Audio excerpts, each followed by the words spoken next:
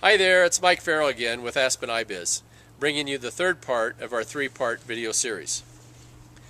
Now we conclude our three-part video series on energy, which is one topic in the 5 E's framework. In the first part of this video series, there was an introduction to energy and the 5 E's evaluation framework. In the second part, I made it real by putting dollars and cents around what we are spending and why we need to take action now. In this, the third part of our three-part video series, I'll provide an update on several recent finds in Brazil, the Gulf of Mexico, and Africa. So now let's take a look at Brazil. They recently announced a find in what is called the Tupi field off the east coast of Brazil,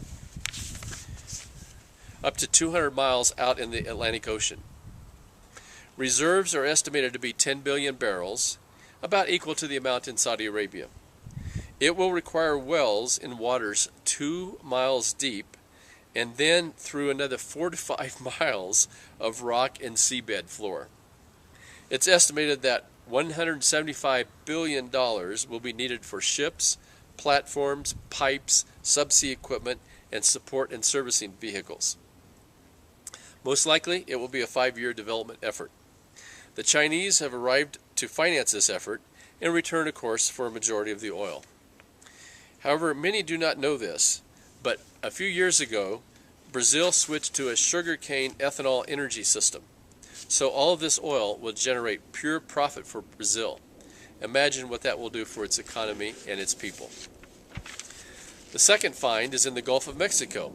It was recently announced that and this is a totally new find, different than the existing and older Cantarell fields of Pemex. And Pemex is the National Petroleum Group of Mexico. Currently, the size of this find is estimated to be about 1 billion barrels, so that's about 1/10 the size of Brazil's find. But it will need wells in water up to 35,000 feet deep.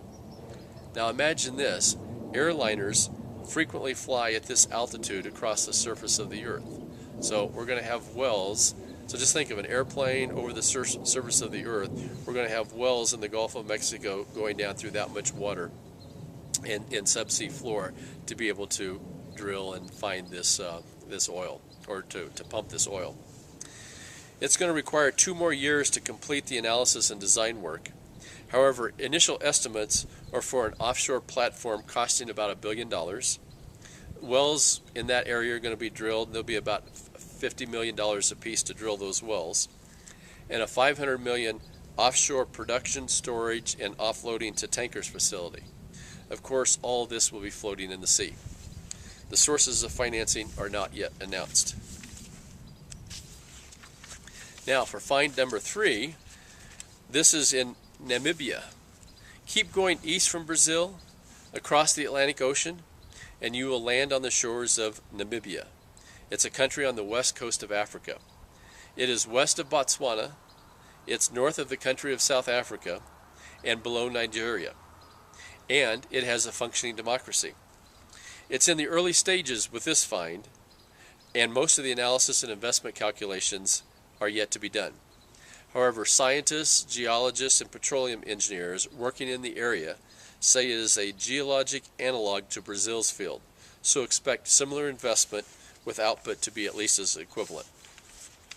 So there are the 3 recent finds that have been announced, and hopefully you can get a sense of how it's going to be much more costly to drill, pump, store, and transport the oil that's found in those locations. In one of my previous articles, I provided examples of alternative wealth creating strategies.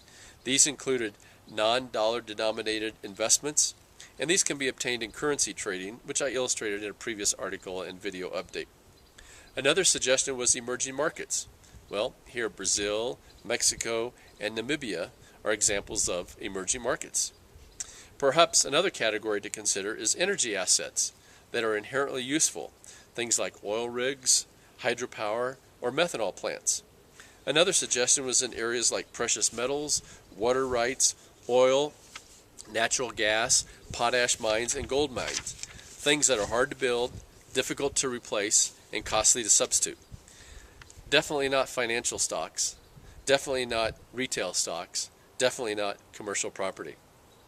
All of the equipment and effort of the players, the producers, and the engineering services companies required in Brazil, Mexico, and Namibia to bring us more oil represent significant alternative wealth-creating strategies. As a follow-up to Steve Forbes' quote provided earlier in this article, I trust your eyes are now open for some alternative strategies to create wealth, as I have just provided you justification for several of these areas. When you get a chance, you can go to my blog to read about the energy industry and the activity underway. And energy is one of the 5 E's in the evaluation framework. So I invite you to use this framework to understand what is going on out there in the changing business landscape, to stay calm, and to keep your eyes open to alternative wealth-creating strategies.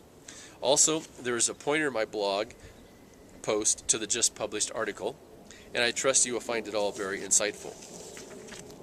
Until next time, and I invite you to meet me on Facebook, follow me on my blog, watch me on my YouTube channel, and join me in my venture as I increase my financial education and pursue alternative wealth-creating strategies and multiple income streams.